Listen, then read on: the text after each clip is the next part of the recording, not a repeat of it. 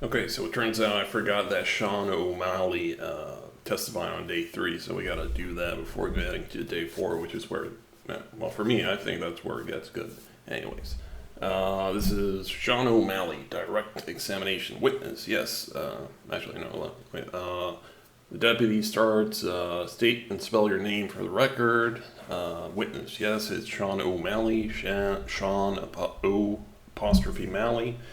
Mr. O'Malley, what do you do? I'm the senior vice president and the chief investigator in the enforcement group at the Federal Reserve Bank of New York. Question, okay, how long have you been with the Federal Reserve Bank of New York? Answer, it's coming up in a couple weeks. It will be 19 years.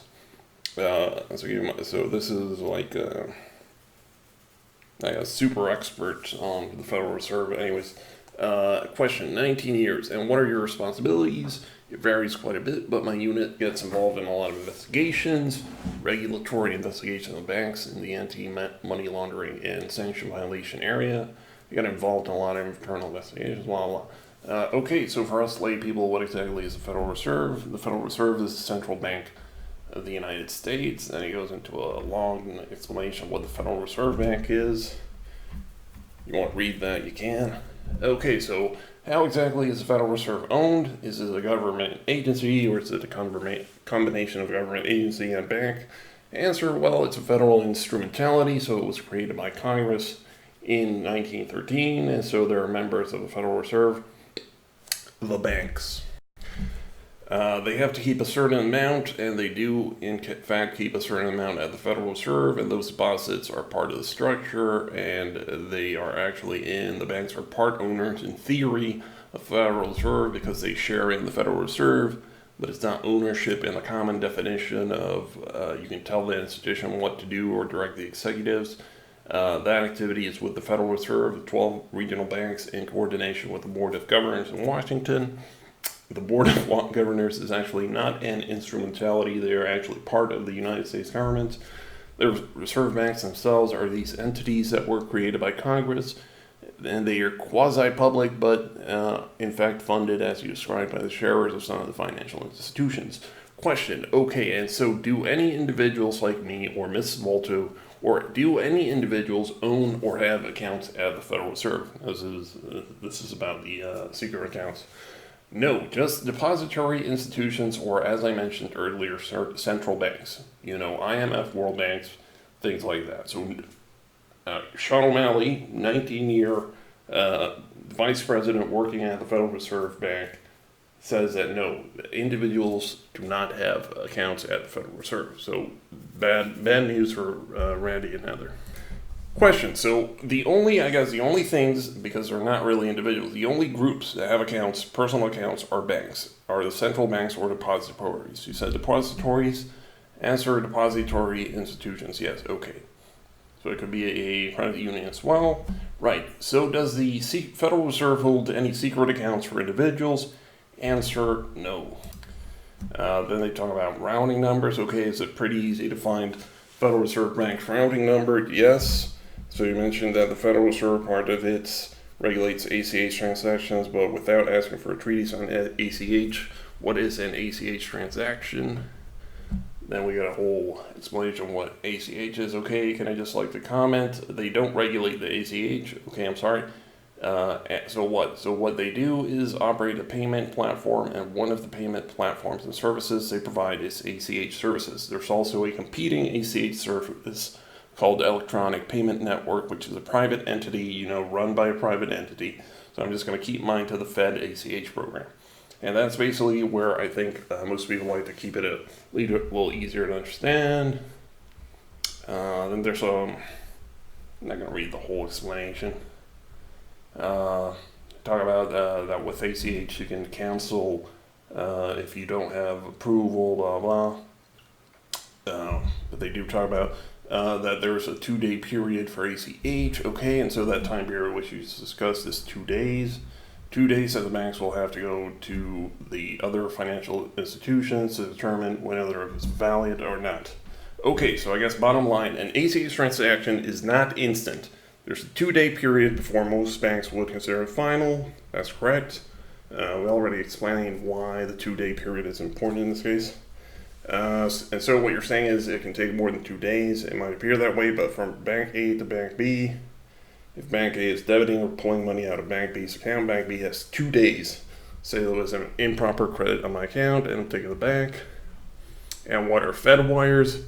It's another electronic payment, but Fed wires are more immediate, blah, blah.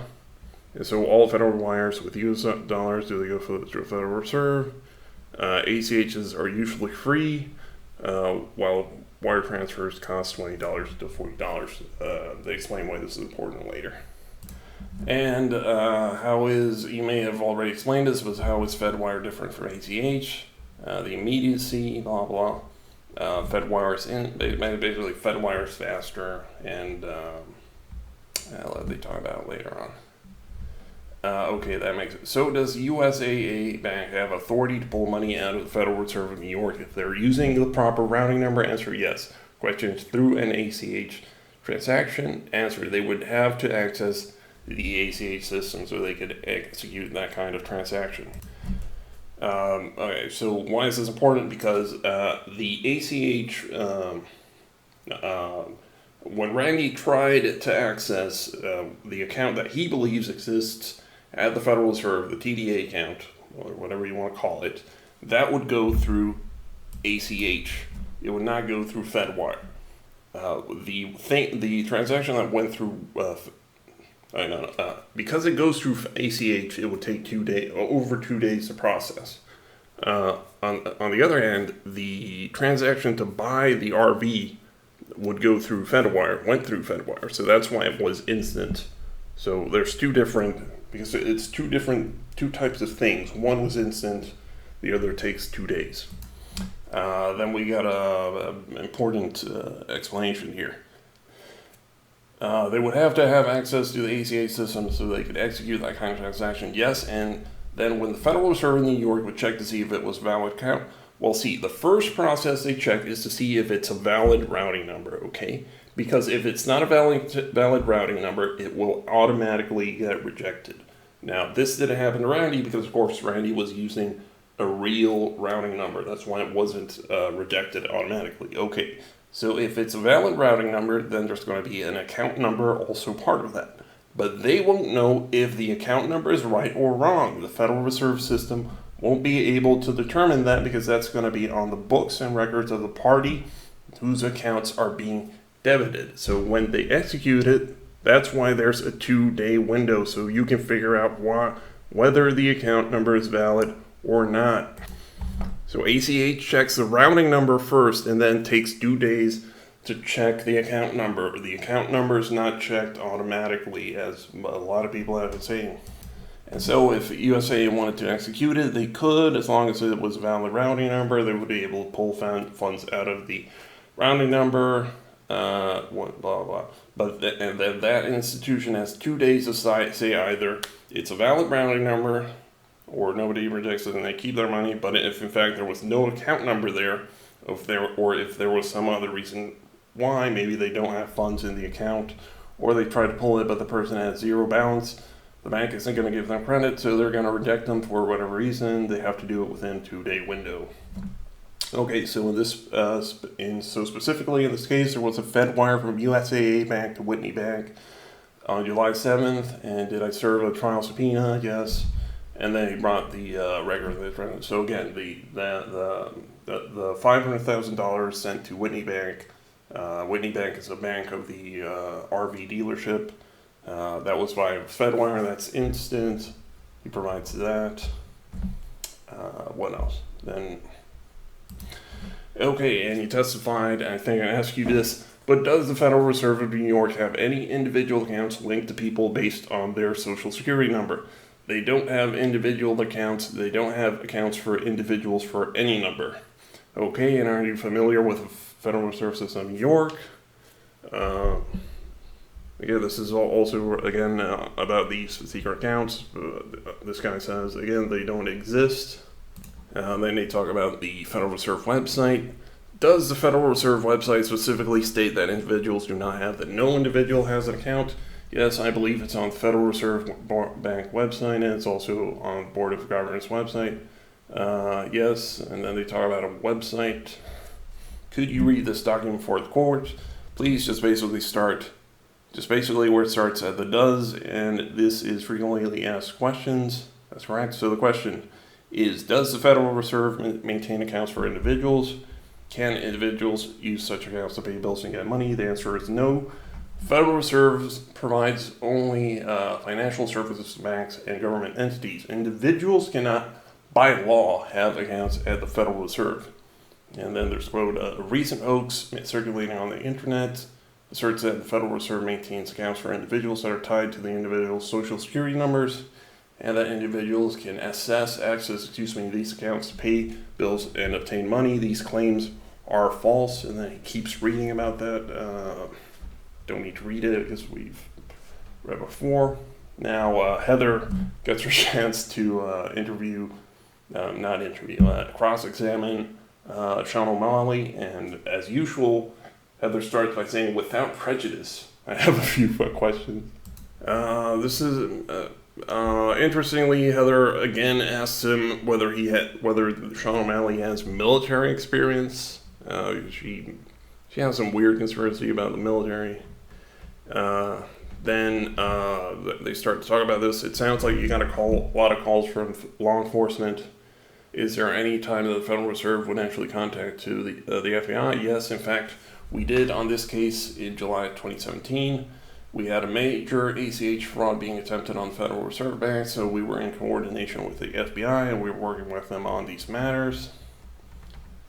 Further on, there we go. Yeah, just what you know is what I'm asking. So you didn't work directly with the FBI. Answered, until I got called and requested to come testify, yes, that was my first discussion of it with anybody except for referencing the case. Question, and what details did Brad Carpenter give you regarding this particular case? Because it's unusual for New York or DC to mention one case specifically. Answer, well, it wasn't, because this was really the only case where somebody was actually able to execute the fraud, successfully, because in most cases the ACHs were rejected and nobody was able to extract the money from their financial institutions. In this case, USAA released funds, and my understanding is that there was almost, we saw the wire transfer for almost $500,000 was used to purchase an RV that didn't occur in any other case. We talked about this in a previous video. The only reason this happened was because Randy was using USAA because he purchased CDs after 8 p.m. and liquidated them immediately. And so there were, I think I said, there were tens of thousands of ACH debits attempted to be done in fraudulent manner. And what happened was the largest one stuck out. So there was, I believe, 32 transactions that involved Mr. Bean for approximately $30.5 million. The volume got people's attention, and although the Reserve Bank was able to pull back within that 2-day period, they were able to take those funds back from USAA. This is the only instance that I know that there was a substantial fraud that was actually not only attempted, but executed. Heather then says, thank you for clarifying why one case would stick out as opposed to, there was something like, I personally knew of 300,000 different cases of this particular, and she almost calls it a fraud there. And I only knew a fraction because I didn't get all the data. Obviously you would. And then there's one more thing. Heather asked him, okay, so you're saying the Board of Governors and the Federal Reserve are actually part of the government? Answer, that's correct. They are the government. They aren't a private entity at all. Answer, that's correct. This is because Heather subscribes to the theory that the Federal Reserve is actually a private entity. This guy corrected her on that one. Anyways, that's the end of day 3. Day 4 is when it gets good. I was saying, so day 4, we start again with Sean O'Malley. They're talking about the ACH thing. The Federal Reserve would basically return the item as being that there's no account. There's different reasons you don't return an ACH, so there's no account there. That's there to be debited. You can return it for that reason, and you have to return it within 2 days. Now we get an explanation of what happened with Randy's TDA ACH. So in this particular instance, USAA received a credit, but basically what they did is they debited out of Ginnie Mae's securities account at the Federal Reserve of New York, and they pulled $30.5 million out of the account in 30-odd tranches. And each of those ACH debits that were pulled out of the Ginnie Mae securities had to be returned within a 2-day window, and they were so that the funds were taken out of the USAA account and put in the Ginnie Mae securities account, and there was no loss to the U.S. government. So this is actually interesting because the TDA, the ACH transaction that Randy typed in actually did cause money to get moved. But it didn't move out of a TDA account. It came out of a Ginnie Mae security, and it was moved into USAA's account in 2 days, during the 2-day window. But it was returned, and no money was actually transferred into his account, which is important. Then they have a discussion: what is a Ginnie Mae securities account? That is the account rounding number of the account that was debited. So each routing numbers of all 12, they all go to Ginnie Mae securities account? No. So the ACH fraud started by people looking up Federal Reserve routing numbers and using those routing numbers to debit or pull money out of those routing numbers. It morphed into looking for any U.S. government routing number, and then they started pulling it from the various different routing numbers that we talked about, the U.S. Federal Reserve being the fiscal agent for the U.S. government. In this case, we're the fiscal agent for the U.S. government, and one of those accounts for the U.S. government was the Ginnie Mae Securities routing number. And that's what USAA, they pulled it out of that account. So unfortunately, Randy was using wasn't even using a routing number for a TDA account. He was using the routing number for a Ginnie Mae security. Okay, routing numbers are assigned. That's blah blah. Then they have a discussion of how routing numbers work. Maybe that's too boring for this. Each financial institution will open what's known as a master account at the Federal Reserve. This is good if you want to learn how the Federal Reserve works. Anyway, that master account, during the process of abstaining, they have a routing number. Then, so you're saying that each routing number is the routing number for the master account. I think I'll skip. This is where it gets good. Whatever. My understanding in this is Heather speaking. My understanding is that the routing number was actually the number for the Federal Reserve Bank of New York. That's not correct. The routing number was for Ginnie Mae Securities, and the Federal Reserve Bank of New York was fiscal agent for Ginnie Mae, and Ginnie Mae Securities part of the U.S. government. Then they talk about more routing number. Heather, so then the actual Ginnie Mae securities account that you're saying, the master account number, routing number that was used, that it's actually Ginnie Mae that loses on the ACH and not the Federal Reserve. Well, the Federal Reserve might have been responsible if they didn't return it within the 2-day window. So your earlier statement during this morning was that you were trying to limit the problem so that where there was no loss to the Federal Reserve. Answer: yes, or to their customers. This again, it gets worse. Inside those Treasury direct deposit accounts that are held at the Federal Reserve, such as Ginnie Mae security account, would that be one of them? Answer: no. You're confusing Treasury direct with routing numbers. They're totally separate. Heather again. When it says Q, it's Heather. It's not Q as in the guy, the fake guy that says he has it. It's Q as in question. Was the Ginnie Mae accounts and the assets that are in there, are those part of the U.S. securities that are wrapped? Answer: to my knowledge, and I'm not an expert in Ginnie Mae securities, that Ginnie Mae provides insurance for securities. That's why I said wrap. Yeah, so just so that we can understand, how is it that a security? Explain to me what a social security number is on the social security card. So she asked the guy what the number on the social security cards mean. Answer: I don't think. The Treasury doesn't deal with anything having to do with an identifier, the Social Security number. Answer: the Treasury does, but the Federal Reserve does not. Question: so did it's the U.S. Treasury that deals with those cards? Well, I think it's Social Security Administration, but it's not the Federal Reserve. Okay, here, this is what I was talking about. So in your 19 years of financial intelligence, have you ever worked on a case that that included fraud regarding social security numbers before the ACH was? Let me go back. Okay, before the ACH was created, which is just a digital of actually how to do paperwork, right? The paperwork is digitized. Well, if you're saying they're digitizing, I guess that's fair, but it's an alternative to clear funds. Well, prior to ACH existing, prior to USA, if they had a particular payment that was being made, that would have to, they would walk it to a discount window at the Federal Reserve. Now, this is funny. Answer: I think you're confusing a bunch of different terms. O'Malley, being a 19-year veteran of the Federal Reserve, immediately realizes that Heather is talking nonsense. And he explains why. What she's saying is not the discount windows where institutions borrow from the Federal Reserve. But if you're asking how things would get processed, then they talk about check clearing. That's boring. Here it just goes downhill. Day 4 is amazing. Okay, so the Federal Reserve Bank of New York doesn't sell any other securities where U.S. citizens are the collateral. Answer: no, they don't get involved. I don't know of any security with U.S. citizens as collateral. Question: you had stated in your direct yesterday that the Federal Reserve was a federal instrumentality created by Congress. Answer: correct.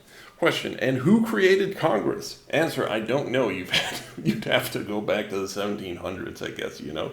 Question: you don't want to say the U.S. people, the Americans? Answer: our founding fathers, I guess, you know, and they were part of the U.S., the people of the United States. Okay, so you said that Fed ACH does investigations, fraud, internal as well as external. Question: when you say general details, what I mean by that? Answer: I knew that he used USAA to pull funds out of an account that the U.S. Federal Reserve in New York maintained, and I knew that it was in the millions of dollars, tens of millions of dollars. And I knew the Federal Reserve Bank of New York returned those as deemed inappropriate, but there was no account to be debited, so we did not incur a loss. But I understand that USAA had actually allowed him to break the CDs and issue funding to his personal account. Question: so you're saying that with USAA, they had to, when they went to go and credit the account, they had no way to know whether the account existed at the Federal Reserve Bank or not? Answer: so they knew an account existed because you had to have a routing number that was active to try to debit those funds out of. But when you talk about an account at Ginnie Mae Securities, because that was the routing number that was used, yeah, the system won't know whether the account is valid or not, or whether there's funds in the account or not. So that's why you have the 2-day window, blah blah. Okay, so that's just specifically for using a routing number in Ginnie Mae. That Ginnie Mae has a Federal Reserve Bank, Bank of New York. Answer: and that's what Mr. Bean did with the Ginnie Mae routing number. Question: I'm asking in general, Ginnie Mae's routing number, have you seen the routing number that was supposedly used in this case? Yeah, and you're saying that that routing number is assigned to a Ginnie Mae's account, to Ginnie Mae Securities account, which is a master account for the U.S. government. Answer: one of the master accounts. Now, when somebody goes in and does a routing number, they have to have an account name as well, correct? Again, I am the creation. Then I'm asking you about your ACH system. Question: why don't you tell us what do they have to put in? We create a master account. This is getting boring, actually. Okay. Heather was trying to ask him whether or not there's whether accounts have account names. Yeah, blah, blah, blah. Yeah. So if you're trying to use an ACH, you'll have to provide the routing number and then your account number. And the account name, see that she keeps switching between account name and account number. Question: and that account name would be put in, that would be a sub account listed on their master account. Answer: from the Federal Reserve's perspective, it would just be a sub account from their financial institution. Okay, so let me make sure I got this right. Routing number is assigned to the actual institution. No, I wouldn't describe it. How would you describe it? So routing number is assigned to a financial institution. Separately, you can reserve privileges, and then that would be wire transfer to ACH, check clearing, blah blah blah. So then, when they go in and do the actual payments, For example, they actually have to put in the routing number of the institution as well as an account name and number, and then account number correct. 3 things, yeah, okay. And the ACH, if you don't have the routing number, it automatically rejects it. Correct. And if you don't have the right account name, does it instantly reject it? No, it doesn't. It would actually process the transaction as if there was an account number, and then there will be a 2-day window for the bank to return it and say there's no account. Okay, so if they put in the wrong account number, okay, not the routing number or the name, but if they put in the wrong account number, would it automatically be rejected or would it be processed? No, it gets processed for a 2-day period because they would not know whether the account number is valid or not. So more basically what we've been saying, as long as the routing number is okay, it doesn't get rejected on that. Alright, so this is where it gets good. So again, keep in mind this is Heather speaking. So for instance, if USAA waits more than 2 days, it takes that much longer for it to be processed. Like if they batch it at a certain time each day and you're not getting that batch request through the ACH transfer, then it takes a lot longer to process. So here, Heather suddenly stops being crazy, and she agrees with. She suddenly begins to agree with what USAA said on day 2 about them batching ACH transfers at 8 p.m.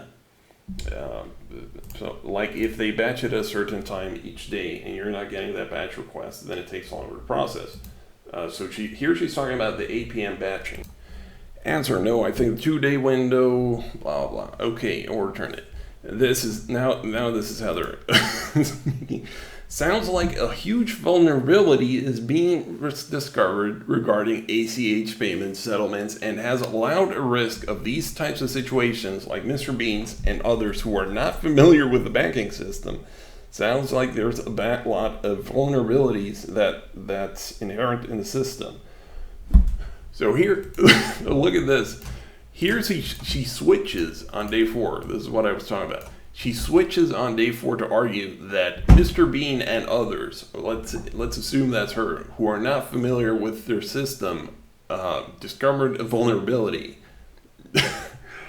Okay, so here she's basically accepting that she accidentally stole the 1.5 million.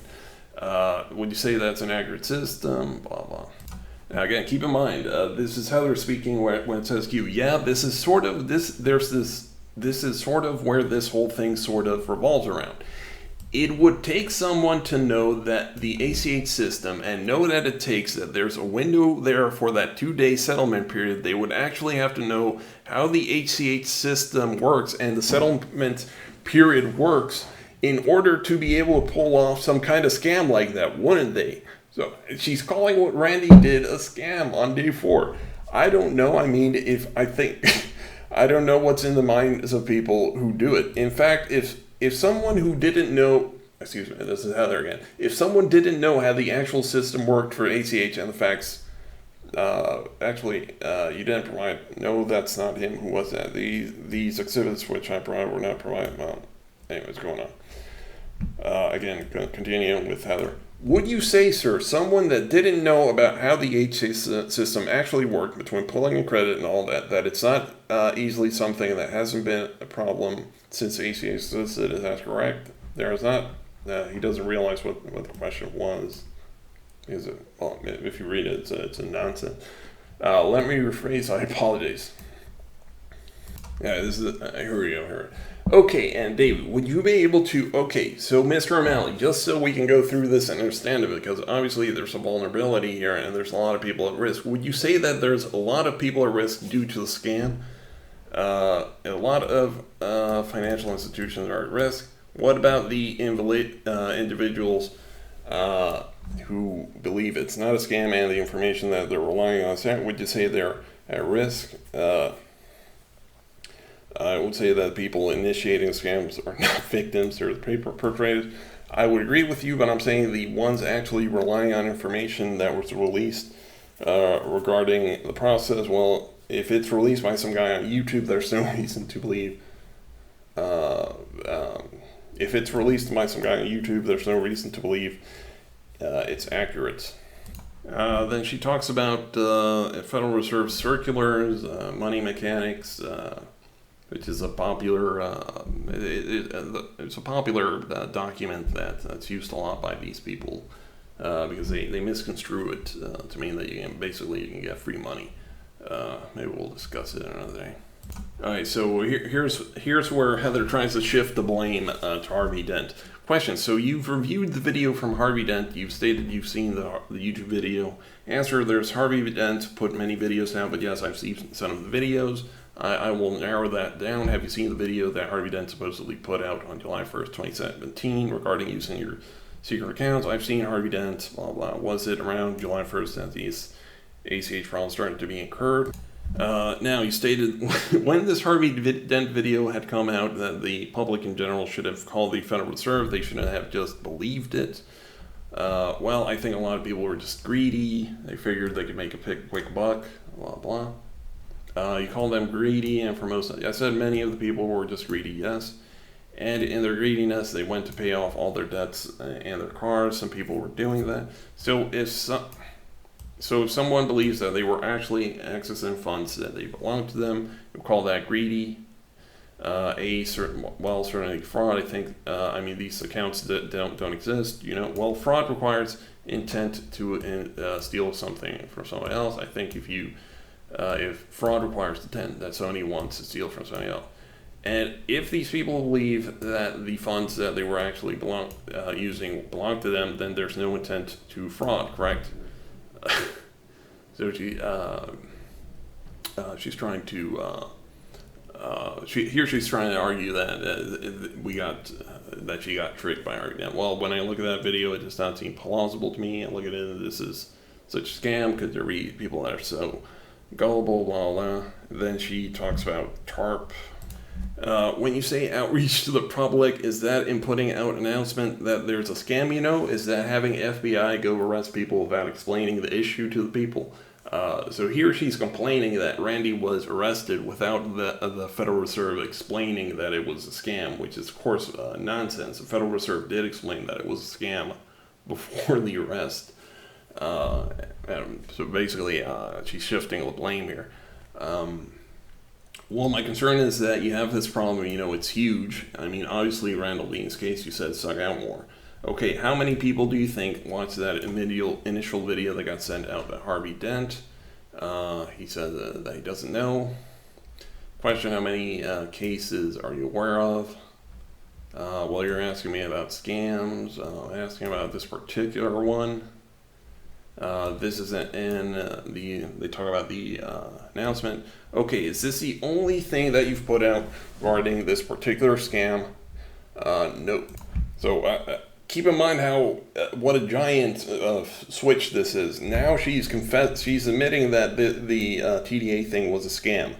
In this question, is this the only thing that you've put out regarding this particular scam? No. This notice is on the Federal Reserve Bank of New York's website and other websites. Okay, do they all basically the same thing? Can you read this? There's a big paragraph. Well, let me just keep things. I think he read it. He read it yesterday, so they don't read it again. Actually, they read him. It says here the Federal Reserve does not maintain accounts for individuals. Individuals do not attempt to make payments. Answer: that's what it says. Yeah, okay, that's a lot more. It's pretty vague compared to the information you shared with us yesterday, as well as today regarding how the actual payments, how you explained it, how this poll came for the OMAD to game. You gave us a lot more detail here, correct? Okay, I need to clarify 164 is a wire transfer. Answer: that's correct. So when there's an ACH, actually, hold on. Okay, and since there's a fraud investigation that your office is doing regarding the ACH issues that started in July 2017, how many reports do you believe have actually been created due to the scam? Again, she refers to the TDA thing as a scam. Well, reports in general. Question: in order to deem this a large scam that would potentially put the Federal Reserve at loss, would you use however many reports to determine whether it's a significant scam or a less scam? You'd have the ability to sort it.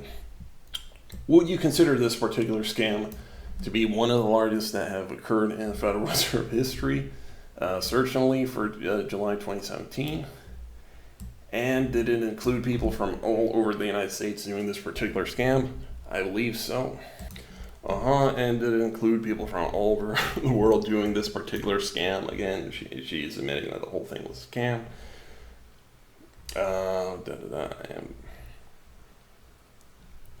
And when they did call regarding that, did you make that same explanation that you did yesterday as far as how ACH transactions actually work, and that, for instance, USAA wouldn't know that those banks didn't exist for at least 2 days? Did you make that explanation to them? So again, so she's shifting the blame to the Federal Reserve for not explaining to people in detail that it was a scam.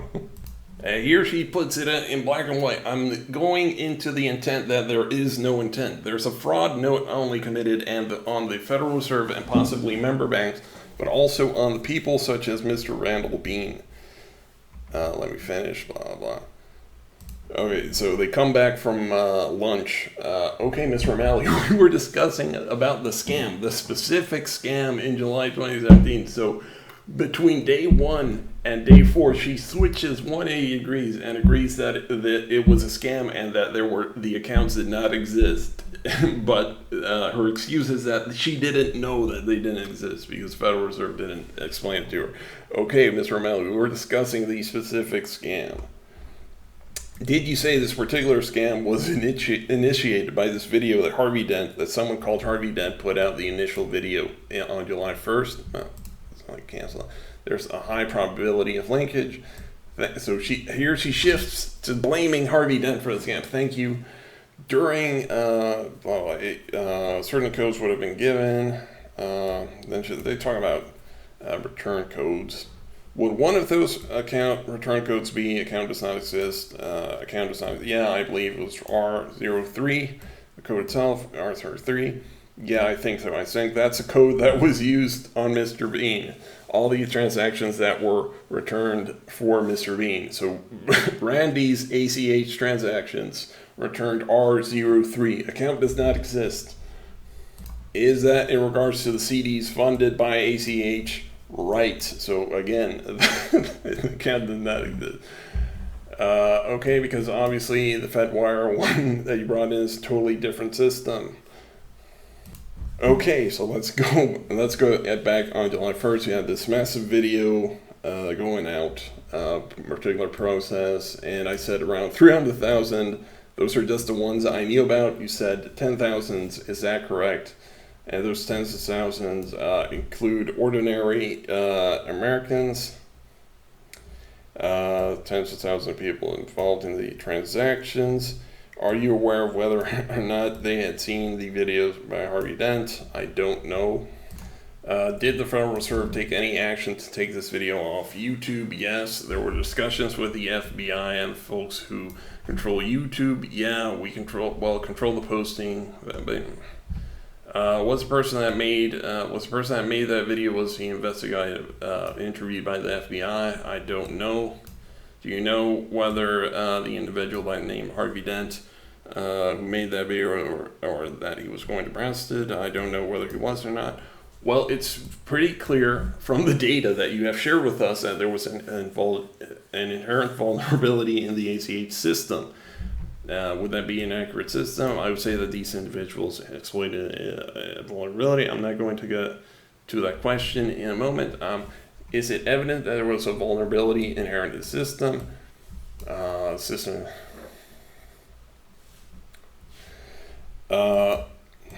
So are you saying that the Americans that participated, whether knowingly or unknowingly, a scam, were actually the vulnerability? No, I'm not. Because either it's vulnerabilities in the system, or this is how they're, either it's vulnerabilities in the system or someone with knowledge of how the system actually works. Again, Heather, so just having the correct rounding number, someone would be able to pull off this scam effectively, unless the banks caught it. Is that correct? Maybe I can make it clearer. There might be a structural issue. Was that the only action that was taken as far as system management to stop immediate abuse of the system? No, we also reached out to others. So you only reached out to institutions where ACH participants.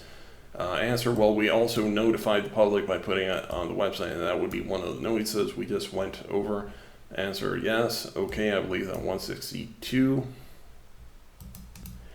Now this is Heather again. In here, you don't state in here, is there stated anywhere details that you've gone over with us? Because as far as the process of how the fraud actually occurs, step by step, all the way, is there that information here so that the public can be aware? So again, she's blaming the Federal Reserve for not putting all the details of the TDA accounts in. The information here will make it clear that anybody that wanted to execute that a transaction, that it's inappropriate. All right. So if there's fraud going on, a true fraud going on, and you've individuals over the years to have a certain attitude towards the Federal Reserve System, yes, I believe you have a specific term for those types of movement. Question, for example, sovereign citizens would be one. So Heather is actually the one that mentions sovereign citizens first. Question on what is a sovereign citizen. The objection is relevance. I haven't finished the question. Okay, and the Federal Reserve's knowledge and belief, how do they define sovereign citizen? And then they argue about the definition here. That's actually part of the whole statesville case. Has been that Mr. Bean is a sovereign citizen. I think that is highly relevant. The judge responds, I haven't heard anything about that in this trial. She responds, it was in the briefings. The judge responds, we're only dealing with the evidence in the trial. I haven't heard any evidence presented in the trial regard, so I'll sustain the objection. And then the judge responds to the jury, remind the jury again that the evidence is confined to the evidence presented within the context of the trial and the four corners of this courtroom. In other words, the jury can't take into account the fact that Randy is a sovereign citizen because of what didn't come up in the trial. It came up before the trial, but the jury can't decide based on that. So my question is, why did the Federal Reserve not include the American people in making them aware of what was going on as far as being the solution? Answer, I think we did. We attempted to. So threatening in this particular announcement that you gave us, you had read part, law enforcement, including the Federal Bureau of Investigation, is aware of the scheme and individuals who participate in such scheme could face criminal charges. Is that what you are referring to as including people and being part of the solution to stop this? As I said, we've got a frauds and scams section on the website. We've got notices. We've got the Atlanta Fed notices. There were many notices that went out to the public. So Heather is trying to plead ignorance, but it doesn't work because there were multiple notices put out by the Federal Reserve that was a scam. Question, in your opinion, or excuse me, not in your opinion, but based on the knowledge of how many U.S. citizens there are, how do you think that they could have been included more, insisting to stop this information if they knew this information that you went over yesterday and today? It goes to intent. If people knew what was actually going on, they will stop it instead of having the belief that this wasn't actually a scam, but that it was actually real. Now keep in mind, I don't think BZ was in court, but what's her name? Corona was in court when this was stopped. So Heather admitted in court on day 4 that this was a scam, and that the Federal Reserve should have told them that it was a scam sooner. They were in court when Heather said that it was a scam, but they kept quiet about it. If it wasn't for the transcripts, we wouldn't know that Heather admitted that it was a scam. Then Heather starts talking about a lot of people retiring from the Federal Reserve because their retirements. Part of my case is that their retirements are due to this case and all the other cases regarding fraud that was actually committed on the people. Blah, blah. Then it's weird. Okay, so the Federal Reserve System doesn't engage in any fraudulent behavior at all, not to my knowledge. Then she asks, does the Federal Reserve Bank, does it engage in human trafficking? That question is objected to. Now it's Randy's turn. It's actually kind of awkward. I'm going to end day 4 quick because this is already too long. Did you know anything about me other than the fact that I purchased those CDs? I know nothing about you other than that. And are all people who purchase RVs greedy? No, the vast majority of them are fine citizens, I'm sure. Question, have you ever been homeless, Mr. O'Malley? Answer, I have not. Question, is it possible that I was actually being wise in purchasing an RV to have a home to call my own for the first time in my life?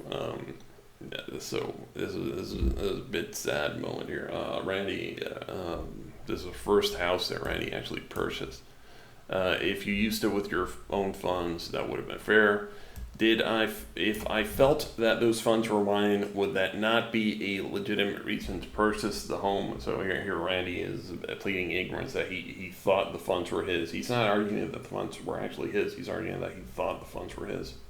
And so repeat the question, if I felt those funds were legitimately mine, would I be wise in purchasing a home? If they were yours, you would be free to use them, blah, blah, blah. Another question, you haven't made it very clear just how many people like myself have been arrested out of the tens of thousands who access accounts that they felt like they were legitimate. So here Randy, on day 4, Randy switches and realizes that the account numbers were not legitimate. Answer, I don't know the numbers, blah blah. Then there's Randy. Randy's final question, O'Malley, are you aware that no one contacted me and asked me if I felt like these funds were legitimate or not? Are you just assuming that I was scamming? As I said before, I know nothing about you going on. And then it's Davison. I'll save Davison for the next videos.